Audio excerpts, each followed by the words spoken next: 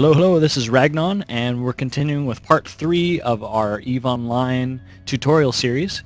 Today we're going to look at the opportunities. We're actually going to undock and maybe shoot some ships and get some stuff done. So you'll notice that on the left side of your screen there's the opportunities. This is the game's tutorial. As you click on the different things over here, it will advise you to do something. So for example, let's do, I don't know, time to fight. Orbit a hostile NPCs and lock them and shoot them. We're going to try to do that. So let's go ahead and undock. I'm still docked in the station. The way that you undock is you click this yellow icon up here. Whenever you undock, you might be scared. You might think, well, I heard in this game there's pirates, there's people that can shoot you. When you start off, you're in an area of space called high security space, which is right here, this whole green area. If it's not orange or red, this green area of space is called high security space. And you can also see up here, it says my security status. I'm in Emerald, and it's 1.0. That's the highest security status that's possible. The security status refers to how fast the police, Concord, let's see if I can find that ship again, how fast Concord will come and fly to my rescue. So if a player shoots me down or they commit something hostile against me, they might not show up in time to save my ship, but they'll certainly get revenge for me and blow up the other player's ship. So for the most part, especially in a noob ship like you are, you shouldn't have a problem losing ships to players. NPCs are a different issue, but so that's what the security status has to do. If you're not planning to jump straight out into null sec or low security, don't worry about it. You're going to be fine. All right. So down in the bottom center of the screen, this is my ship management HUD. You'll see the 3 health bars that we talked about in the last video: shields, armor, and structure. Currently, I'm not tanked anyway, so. And then over here is your modules. Your modules are your guns, your mining lasers. You can see the rest of them on your ship fitting page over here. I currently don't have anything equipped, but if you're used to your build or something in other MMOs, this is essentially your build. When you dock up, you can change your fitting. So for example, if I wanted to make this a shield fit, a shield tanked ship, I would enter in some modules right here that make my shields better, or down here I could enter in some modules that make my guns do more damage. But we might fit a ship another day. Let's go ahead and get to something. So it says hostile ships not controlled by players will display red icons like the one below. You'll notice in the first video it had that little hostile NPC arrow. Find one and use the radio menu to begin orbiting your enemy. The opportunities are one of the best ways to learn, but you might say, okay, well, sure, I lock a ship. That's great. Where do I find the place to do that? There's a couple different ways, but I want to show you what I feel like is the best way. If you click on your help window, which I think by default is F12, I rebound it, but they really should make this easier to find because this is so important. You want to click on this button right here, Show Career Agents. This will take you to a page where you see Npc Agents. These are NPCs that offer missions to learn the different categories of things to do in the game. So for example, there's the business, there's the exploration, industry, military, and advanced military. What I would recommend is you go to this destination. So I'm going to click on Set Destination. You'll notice they're all in the same place. I would advise you do all of the missions. So complete all of the business missions, all the exploration missions, all the industry missions. That's going to teach you how to play the game, and not only that, they give you quite a bit of ISK, which is the in-game currency, and they give you several free ships and modules. So it's a really good way to get started, and I don't know why this isn't the first thing that pops up on the screen. So you'll notice I set the destination, so currently we're en route to go to that station. On the left side of the screen it says my route has 3 jumps. I'm currently in the solar system Emerald, but I need to go 3 solar systems away to go to Hadugago. So what we want to do is go over here to our overview panel, and you'll notice that this icon is now yellow. I need to go through that Stargate to get to my next place. I could click on this autopilot and it would fly me there by default, but it's much slower than just by going yourself. So I'm going to click on this, and you could either warp to it or you can just skip a step and click on jump. That means it'll take my ship. I clicked on that. I'm warping to that Stargate, and it will jump me through to the next solar system. While it's warping off, I'll show you the map. The map is designed like this. Each of these dots that you see is a solar system. We are currently in one solar system. That's the smallest unit of space. You can get to adjacent solar systems through stargates. There's other ways to get to them, but we're not going to talk about that because that would be too confusing. But for the most part, you just want to go through stargates to get to the next system. That's your equivalent of changing maps in another MMO or something like that. That's how you change maps. So you go to your next solar system.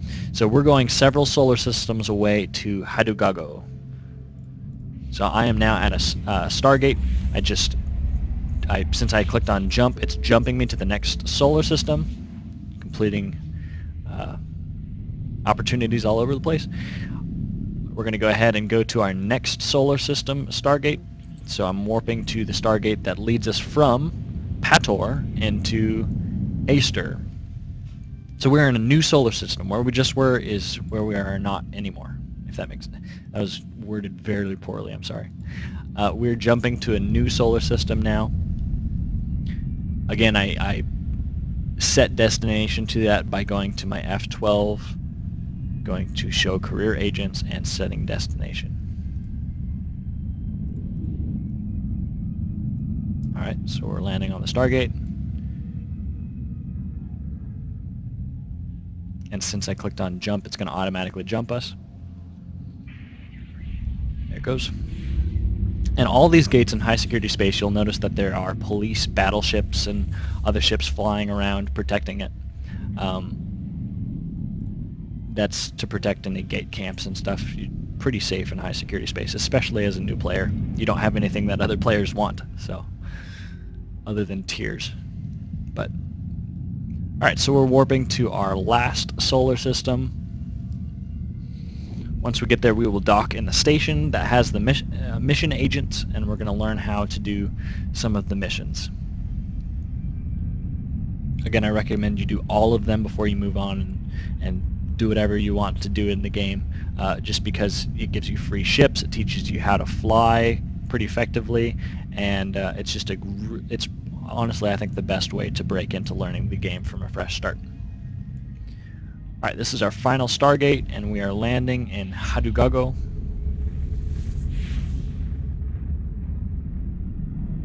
Alright, we're going to dock in the station. Luckily there's only one station in here, but solar systems can have multiple stations. This solar system only has one. Some solar systems have none. In high security space, all the stations, I believe, are owned by NPCs. As you get into the lower security areas of space, like nullsec and lowsec, a lot of the systems and the stations are owned by players. So you may or may not be able to dock in that station, depending on what your reputation is with the corporation that owns it. But high security space, you're very safe. The stations are all free to use for everybody. And alright, so we're currently in the station. Let's talk about agents. You can access them by going over on this right side to the agents panel. And let's do something with guns. Let's do the military one. So I'm going to talk with Phycalia. And you can read it, but she's essentially saying go clear the pirates from the asteroid belt. I'm going to accept this mission. And you'll notice it has a time limit, I believe.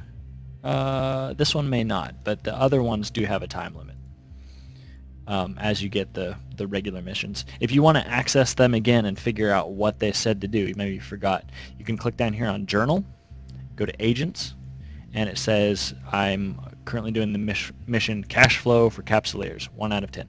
If I double click on it, it tells me what to do, and it tells you the location where to go. It's in Hadugago, which happens to be exactly where we are. So we'll go ahead and undock and go kill some pirates. The mission is also up here. You'll notice there's a new category called Agent Missions. You can actually click on this, and if it was in a different solar system, for example, this would say warp to Stargate, and it would actually take us to the direction of where it was. But since it's in this system, we can go ahead and warp to this location. So I'm going to click on Warp to Location, and it's going to take us to the location of the pirates that we need to kill for the mission. This takes us to a unique point in space that the game generated for us for this mission. So you're probably not going to run into other players for the most part. This is a private area of space where you can complete the mission. And again, the mission was, I probably should read it just to make sure I don't do something silly. Because sometimes you're supposed to kill, sometimes you're not. And if you do the wrong thing, you can get in trouble. Yeah, just clean up the area, kill the pirates, and when we go back we're going to get a new gun and some ammo, so pretty cool. Alright, so as I warped into system, you'll notice there are 2 NPC pirates. I can look at them by holding Alt. I'll show you what their ships look like. They're pretty cool. I'm going to go ahead and target them by, you can either click up here on lock target, or I know the hotkey is holding Control and clicking on them. I'm going to lock both of them. That one's far out of range. It's 42 kilometers away. So we'll come back and kill him later. But I'm going to go ahead and orbit him. You can either approach him by clicking approach, which is by default Q, and clicking on him either up here or in the overview, or you can orbit him. I'm going to go ahead and orbit him now to show you what that looks like. And completing opportunities. So my ship is flying towards him, and once I get within 1,000 meters, I'm going to start orbiting around him. You'll notice that down here my gun has a range of well, the optimal range is 825, but I can shoot up to 5,000 meters. I can actually shoot more than that. It's kind of a confusing system that we'll talk about in another video. But as long as you're within that fall-off range, we'll start off for now, you're good to go. You want to aim to get within that optimal range, because that's where your gun performs the best. So he's shooting me now. I'm going to go ahead and shoot back.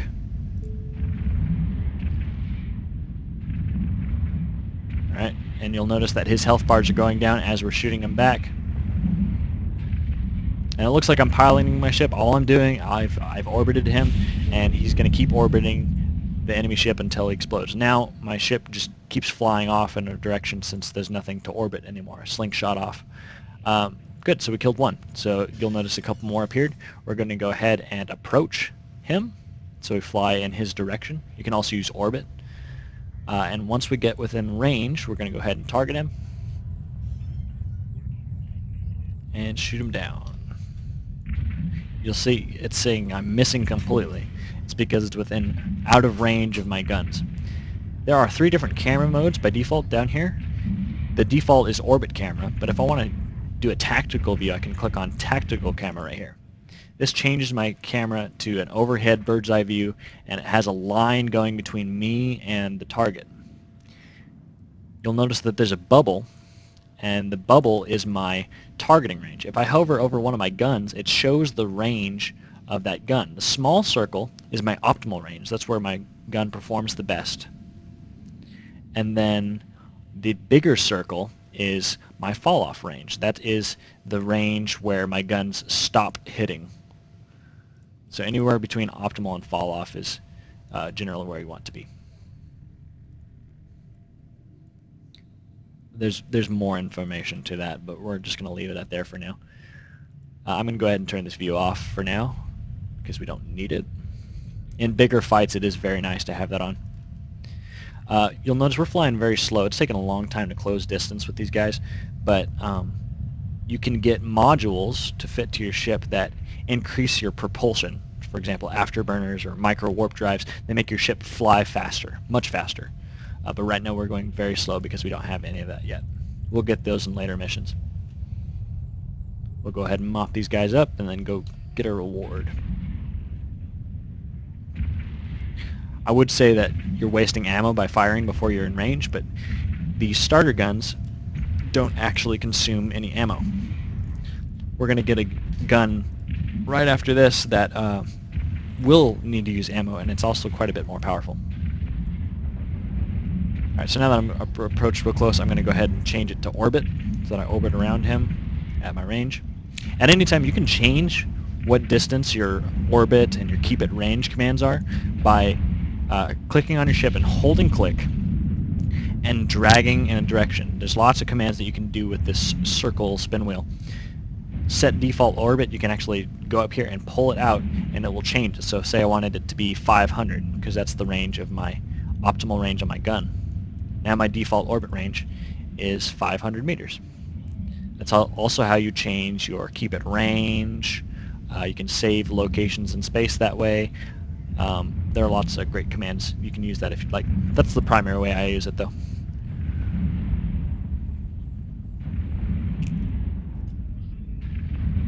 Alright, the opportunity over here says grab the loot.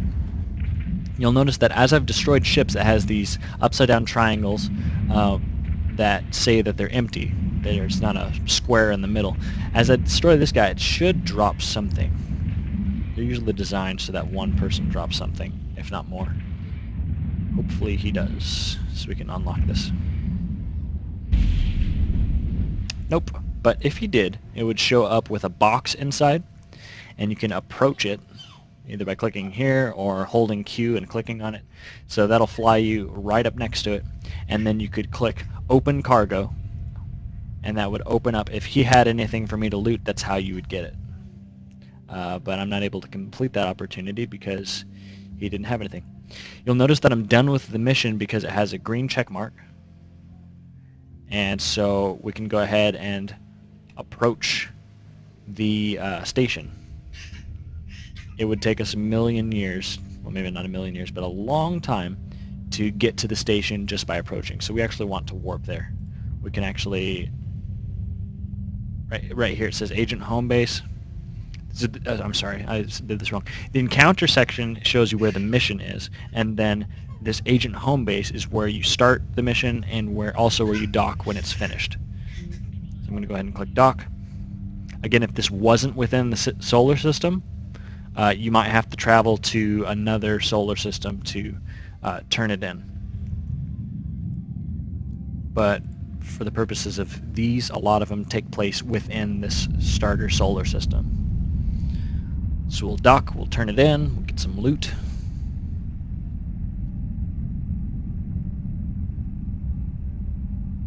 And I think within the next couple we'll actually get a new ship, new frigate.